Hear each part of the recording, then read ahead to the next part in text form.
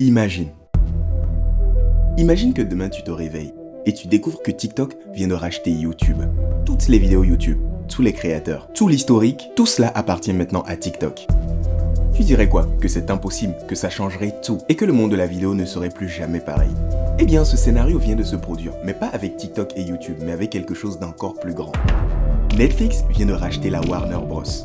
Harry Potter, Batman, Superman, Game of Thrones, Friends, tout l'univers DC, 100 ans d'histoire du cinéma. Tout ça appartient maintenant à Netflix pour 82,7 milliards de dollars, l'un des plus gros achats de toute l'histoire. Mais attends, parce que le plus fou dans l'histoire, ce n'est pas ce qu'ils ont racheté, mais c'est pourquoi est-ce qu'ils l'ont fait. Est-ce que ça va changer pour Hollywood, pour toi et peut-être même pour ton business?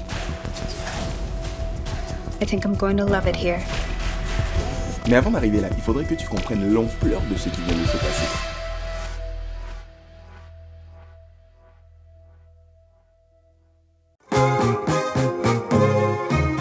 Mettons les choses en perspective. Avant ce rachat, voici ce que Netflix possédait. Stranger Things, Squid Game, Wednesday, Bridgerton et The Crown. Oui, ce sont de très gros hits que Netflix a pris une dizaine d'années pour pouvoir créer. Mais maintenant, voilà ce que Netflix possède aujourd'hui. Harry Potter, avec 8 films et des milliards de fans. Le Seigneur des Anneaux, Batman, Superman, Wonder Woman, Game of Thrones, House of the Dragon, Friends, The Big Bang Theory, How I Met Your Mother, Matrix, les Looney Tunes, Casablanca. 100 ans de catalogue de HBO. Est-ce que tu réalises ce que ça veut dire? Netflix peut maintenant décider de faire une série Harry Potter, de relancer Batman, de créer un crossover entre Stranger Things et DC, ou de ressusciter n'importe quelle franchise morte.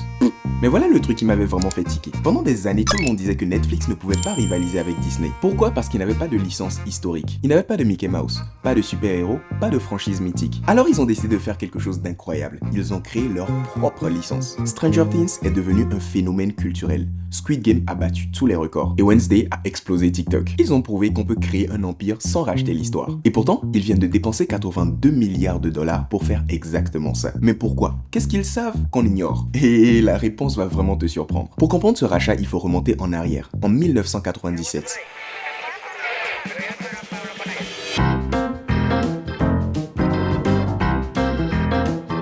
Netflix à l'époque c'était ça, un service de location de DVD par la poste. Tu commandais un DVD et tu le recevais dans ta boîte aux lettres. Tu le regardais et ensuite tu le renvoyais. Glamour? Pas vraiment. Parce que ce service de DVD avait un gros problème. Comment aider des milliers de gens à choisir dans un catalogue de films qu'ils n'avaient pas physiquement? Leur solution, c'est de créer un algorithme de recommandation. Ils l'ont appelé Cinématch. Et là, Netflix a fait quelque chose de fou. En 2006, ils ont lancé un concours public. Ils ont proposé 1 million de dollars à quiconque améliore leur algorithme de 10%. 1 million de dollars pour un algorithme. Et tu te demandes pourquoi est-ce que c'est si important pour eux? Parce que Netflix avait compris quelque chose avant tout le monde. Le contenu, c'est bien, mais savoir exactement ce que chaque personne veut regarder, c'est ça le vrai pouvoir. Aujourd'hui, l'algorithme de Netflix analyse tout. Les films que tu regardes, ce que tu abandonnes après 10 minutes, l'heure à laquelle tu regardes, l'appareil que tu utilises, le temps que tu passes devant la miniature avant de choisir le film. Ils testent même différentes affiches pour le même film, pour te montrer celle qui a le plus de chances d'être cliquée. Mais attends, parce que le plus dingue arrive. Est-ce que tu connais House of Cards, la série qui a lancé Netflix dans la production originale? Eh bien, cette série n'est pas née d'une intuition, elle est née de données. Netflix savait que les utilisateurs aimaient la série britannique originale. Ils aimaient aussi les films avec Kevin Spacey, et aussi les films réalisés par David Fincher. Produire House of Cards n'était pas un pari, c'était une certitude basée sur les données. Ils ont créé le succès même avant de commencer à tourner. Et maintenant, imaginez ce qu'ils vont pouvoir faire avec Harry Potter, Game of Thrones et Batman.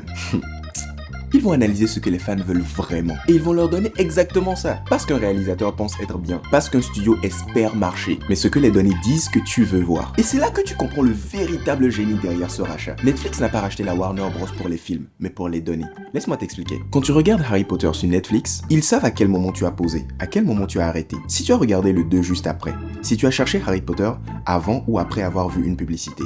Si tu regardes Harry Potter plutôt le soir ou plutôt le week-end. Multiplie ces données par 300 millions d'abonnés et tu obtiens la plus grande base de données préférentielle du cinéma du monde. Et avec tous ces films, ils vont avoir les données des films les plus regardés de toute l'histoire. Est-ce que vous voyez là où je veux en venir? Ils ne veulent pas juste avoir Harry Potter, mais ils veulent comprendre Harry Potter. Mieux que Warner Bros ne l'a jamais compris. Mieux que J.K. Rowling elle-même peut-être. Quel personnage les gens préfèrent? Quelle intrigue fait décrocher? Quel type de scène fait binger? Quel spin-off les fans veulent vraiment? Et avec toutes ces données, ils vont créer des films que tu ne peux pas t'empêcher de regarder. Pas parce qu'il est parfait, non, mais parce qu'il est conçu pour toi. Et ça, c'est le vrai pouvoir. Disney a des franchises, mais Netflix a des franchises franchise et la capacité de savoir exactement ce que toi tu veux. Maintenant vient la vraie question, celle que tout le monde se pose. Est-ce que c'est une bonne ou une mauvaise nouvelle? Commençons par le négatif. Netflix, leur business c'est de vendre des abonnements, pas des tickets de cinéma. Donc les prochains Batman, les prochains Harry Potter, il y a de fortes chances qu'ils sortent directement sur la plateforme Netflix, ou très peu de temps après le cinéma. Alors imagine le prochain blockbuster, tu ne le verras même pas sur un grand écran. Pour certains c'est cool, tu peux tout regarder directement dans ton canapé. Mais pour d'autres, c'est la mort d'une expérience. Le deuxième point négatif, c'est la créativité. Quand les données te dictent tout, est-ce qu'on ne perd pas quelque chose? Les films les plus iconiques de l'histoire n'ont pas été créés avec des algorithmes. Ils ont été créés par des visionnaires qui ont pris des risques. Des risques que des données auraient peut-être déconseillés. Est-ce que Netflix va prendre ces risques? Et ça c'est la vraie question. Maintenant le positif, c'est que pour nous consommateurs,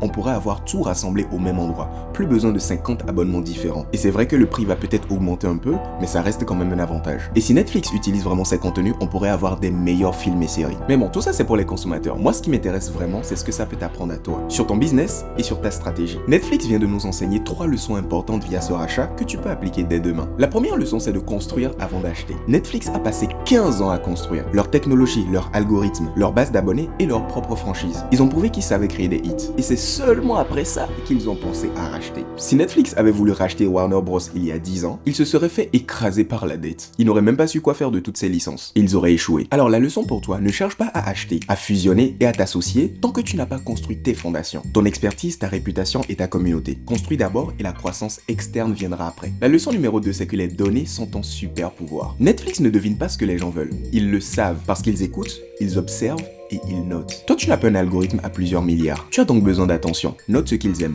Rappelle-toi de leurs préférences et écoute ce qu'ils disent. La leçon numéro 3, c'est que le timing fait tout. Ils n'ont pas racheté la Warner Bros au hasard. Ils l'ont fait quand Warner Bros était en difficulté et que eux, ils étaient au sommet. Le prix de rachat était abordable.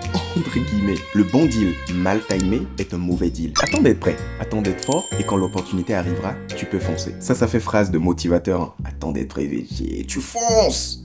82,7 milliards de dollars pour réunir Harry Potter et Stranger Things, Squid Game et Game of Thrones, mercredi et Batman. Alors c'est officiellement le jour où Netflix a avalé Hollywood et rien ne sera plus comme avant. Mais au-delà de ce spectacle, ce rachat nous rappelle quelque chose. Les empires ne se créent pas en rachetant d'autres empires, mais en créant de la valeur. Et ensuite, ils grandissent. Netflix a commencé en envoyant des DVD par la poste. Aujourd'hui, ils détiennent Harry Potter. Et toi, qu'est-ce que tu seras dans 10 ans si tu commences à construire dès aujourd'hui? Si cette vidéo t'a fait voir les choses différemment, partage-la à une personne qui en a besoin. Abonne-toi pour plus d'analyse stratégique des marques et n'oublie pas, tout empire commence petit, même celui de Netflix. Construis, écoute et attends le bon moment.